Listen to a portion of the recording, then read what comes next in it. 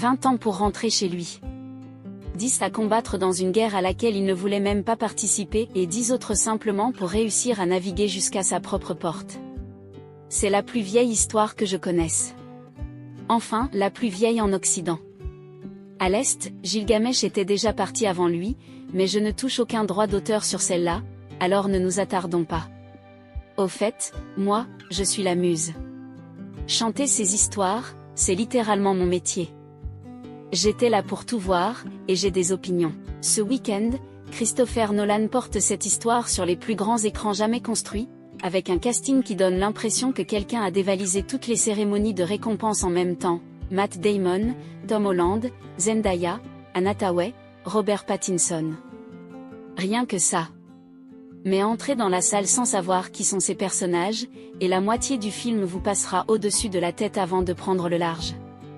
Alors voici l'anti-sèche. Tous les visages importants de l'Odyssée de Nolan, les héros, les reines, les dieux, les magiciennes, les monstres et un chien vraiment très gentil. 15 en tout. Essayez de suivre. 20 ans pour rentrer chez lui. 10 à combattre dans une guerre à laquelle il ne voulait même pas participer et 10 autres simplement pour réussir à naviguer jusqu'à sa propre porte. C'est la plus vieille histoire que je connaisse. Enfin, la plus vieille en Occident. À l'Est, Gilgamesh était déjà parti avant lui, mais je ne touche aucun droit d'auteur sur celle-là, alors ne nous attardons pas. Au fait, moi, je suis la muse. Chanter ces histoires, c'est littéralement mon métier. J'étais là pour tout voir, et j'ai des opinions. Ce week-end, Christopher Nolan porte cette histoire sur les plus grands écrans jamais construits, avec un casting qui donne l'impression que quelqu'un a dévalisé toutes les cérémonies de récompense en même temps. Matt Damon, Tom Holland, Zendaya, Anna Hathaway, Robert Pattinson. Rien que ça. Mais entrez dans la salle sans savoir qui sont ces personnages, et la moitié du film vous passera au-dessus de la tête avant de prendre le large. Alors voici l'anti-sèche. Tous les visages importants de l'Odyssée de Nolan, les héros, les reines, les dieux, les magiciennes, les monstres et un chien vraiment très gentil. 15 en tout. Essayez de suivre. 20 ans pour rentrer chez lui. 10 à combattre dans une guerre à laquelle il ne voulait même pas participer et 10 autres simplement pour réussir à naviguer jusqu'à sa propre porte. C'est la plus vieille histoire que je connaisse. Enfin, la plus vieille en Occident. À l'Est, Gilgamesh était déjà parti avant lui, mais je ne touche aucun droit d'auteur sur celle-là, alors ne nous attardons pas. Au fait, moi, je suis la muse. Chanter ces histoires, c'est littéralement mon métier. J'étais là pour tout voir, et j'ai des opinions.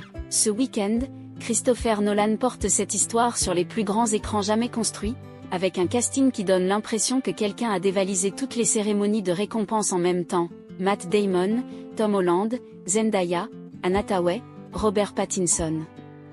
Rien que ça.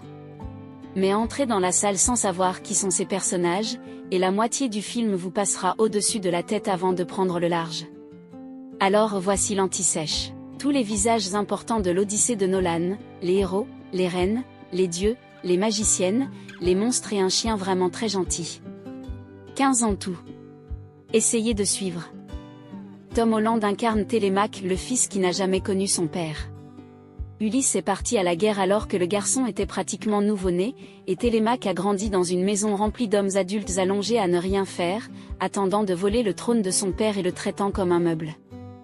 L'Odyssée cache une deuxième quête à l'intérieur de la première, et c'est la sienne. Pendant que papa combat des monstres, Télémaque navigue de royaume en royaume en demandant à tous les rois qu'il rencontre « Vous avez vu mon père ?» Une façon assez rude de passer son année sabbatique. Et quand Ulysse finit par réapparaître sous un déguisement, c'est à Télémaque qu'il accorde sa confiance en premier. Avec 20 ans de retard. Mais bon, il est venu. Zendaya incarne Athéna, déesse de la sagesse, de la stratégie et de cette forme de guerre que l'on planifie, au lieu de simplement hurler en agitant une épée. C'est la protectrice personnelle d'Ulysse, pendant que Poséidon s'emploie à lui ruiner la vie, elle lui dégage le passage. Elle aussi passe la majeure partie du poème déguisée en vieil homme, en jeune fille, en marin quelconque. La déesse aux 1000 costumes. Nolan a expliqué que les dieux resteraient ambigus ici, davantage suggérés que certains. Alors peut-être qu'Athéna est une véritable déesse. Ou peut-être qu'elle n'est que la voix la plus intelligente dans la tête d'Ulysse. Avec nous autres, les dieux? Ma chérie, c'est généralement les deux. Et une petite friandise pour les passionnés, Holland et Zendaya sont mariés dans la vie réelle, et il existe un passage où Athéna se déguise en Télémaque.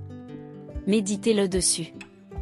Zendaya incarne Athéna, déesse de la sagesse, de la stratégie et de cette forme de guerre que l'on planifie, au lieu de simplement hurler en agitant une épée.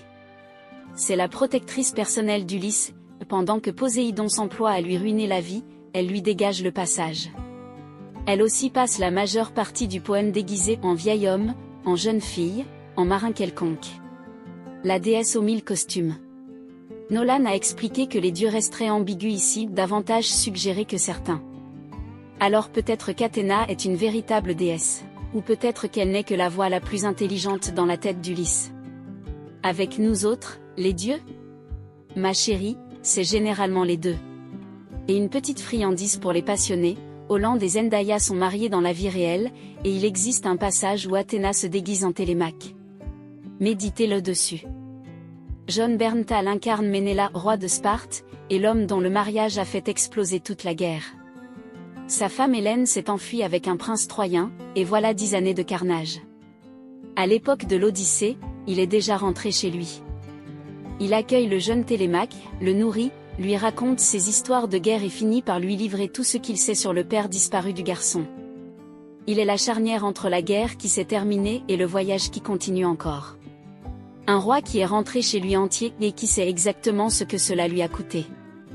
Béni Safdie incarne Agamemnon, commandant suprême des Grecs, homme le plus puissant de l'armée et sombre reflet d'Ulysse. Même guerre, même désir de rentrer chez soi. Mais Ulysse a une famille qui l'attend. Agamemnon a une famille qui l'attend avec un couteau.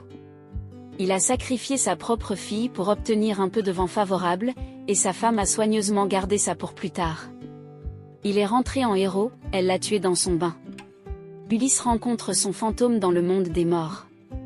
Deux rois, la même guerre, des fins opposées et la différence n'est pas une question de chance. Elle tient à la manière dont chacun a traité les personnes qu'il avait laissées derrière lui. Petite pause, nous avons fait la moitié de la distribution. Si ça vous plaît, rendez-moi un tout petit service et laissez un like, cela aide vraiment à montrer cette vidéo à davantage de personnes susceptibles de s'y intéresser. Et abonnez-vous, j'en chante une nouvelle chaque jour jusqu'à la sortie du film, et vous ne voulez vraiment pas être la personne qui entre dans la salle sans rien comprendre pendant que tous les autres en citent déjà des passages. Mais je suis curieuse, alors, parmi tous ceux que nous avons vus jusqu'ici, lequel avez-vous le plus hâte de découvrir à l'écran? L'Ulysse de Damon? L'Athéna de Zendaya? Pattinson dans le rôle de l'homme qu'il a bien cherché? Les commentaires. Allez. Bien, retournons au mythe. Charlize Theron incarne Calypso, la nymphe qui retient Ulysse sur son île pendant 7 ans. Pas de chaîne. Seulement de l'amour enfin, sa version de l'amour. Elle lui offre l'immortalité, le paradis, tout pour toujours, sauf la seule chose qu'il désire réellement, partir. Et pourtant, chaque soir, il s'assied sur la plage et regarde l'eau, rongé par la nostalgie d'une petite île rocheuse sur laquelle l'attend sa femme. Cette année avec la femme parfaite au paradis, et cet homme est malheureux. Les dieux finissent par lui ordonner de le laisser partir, et elle obéit. Elle construit même son radeau de ses propres mains. Pas de véritable méchante ici, seulement un paradis qui n'aurait jamais pu suffire. Samantha Morton incarne Circé, la magicienne qui transforme les hommes en cochons. Littéralement. Les compagnons d'Ulysse échouent sur son île, elle leur sert un délicieux repas, puis les transforme en bétail. Ulysse, protégé par une herbe offerte par un dieu, ne se transforme pas, alors, au lieu de se battre, elle se contente de l'inviter à entrer. Il reste là pendant 1 an. La routine. Mais Circé n'est pas seulement un danger. C'est elle qui lui explique comment atteindre le pays des morts. Parfois, le monstre et la carte sont la même personne. Et observez-la attentivement, Nolan a déclaré que tout le film tenait ou s'effondrait, avec Circé, et que Morton avait stupéfié l'équipe comme Heath Ledger l'avait fait sur The Dark Knight. Aucune pression. John Leguizamo incarne May, le porcher, et discrètement le plus important des anonymes de tout le poème. Ulysse rentre chez lui après 20 ans sous les traits d'un mendiant, et la première personne à lui montrer un peu de bonté n'est ni un roi ni un général. C'est l'homme qui s'occupe de ses cochons et qui continue de l'appeler « maître », sans se douter que son maître se tient juste devant lui. Une loyauté qui ne lui rapporte absolument rien. Un palais rempli de traîtres, et cet homme n'a jamais cessé d'agir comme si le roi allait revenir. Ce qui, malheureusement pour tous les autres, pas bien fini par arriver. Lupita Nyong'o interprète deux rôles, et non, ce n'est pas un accident de calendrier. Hélène est la femme dont le départ a déclenché toute la guerre, désormais assise paisiblement à Sparte comme si 10 années de carnage n'avaient été qu'un épisode de mauvais temps. Clytemnestre est sa sœur, l'épouse qui a attendu son mari, puis l'a tué le jour même de son retour. Une vengeance pour une fille sacrifiée, et pour chaque année que la guerre a volé à ceux qui n'avaient jamais demandé à y participer. Deux sœurs, des destins opposés, un même thème, ce que la guerre fait aux femmes restées à tenir la maison. Une actrice pour les deux. Dites-moi que ce n'est pas délibéré. Mia Goth incarne Mélanto, la servante qui trahit Pénélope. Elle se rapproche des prétendants, leur transmet des informations et se moque ouvertement d'Ulysse déguisé, sans avoir la moindre idée de son identité. Voilà ce que devient la loyauté lorsque plus personne ne la fait respecter, elle parie sur celui qui semble en train de gagner. Erreur fatale, elle n'a pas remarqué que le camp perdant venait de repasser la porte d'entrée avec un arc. Himesh Patel incarne Riloc, le second d'Ulysse, et la tragédie attitrée de l'équipage. Il est assez intelligent pour flairer le piège devant la porte de Circé et rester en retrait afin de prévenir les autres. Bon instinct.